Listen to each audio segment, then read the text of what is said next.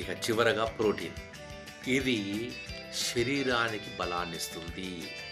Proteins మన కండరాలను బలంగా ఉంచి యూత్ఫుల్నెస్‌ని పెంచుతాయి, పటుత్వాన్ని పెంచుతాయి.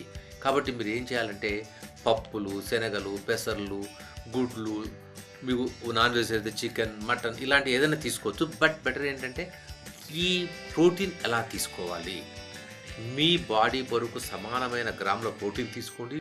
నేనైతే రోజు ఖచ్చితంగా ఒక 30 గ్రామ్స్ ప్రోటీన్ షేక్ వాడతాను. ఎందుకంటే ఎక్కువగా వెజిటేరియన్స్‌కు ప్రోటీన్ దొరకడం కొద్దిగా కష్టమవుతుంది.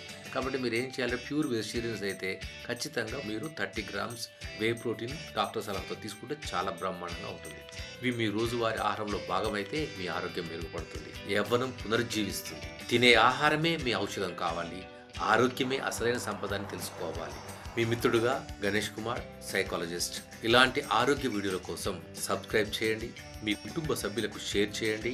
నెక్స్ట్ వీడియోలో థర్డ్ పార్ట్ గురించి తెలుసుకుందాం. ఆ థర్డ్ పార్ట్లో రోజు తగ్గించాల్సినవి ఏమున్నాయి వీటి గురించి తెలుసుకుందాం. Like it, share it, forward it. Stay healthy and stay happy. Thank you very much. Bye.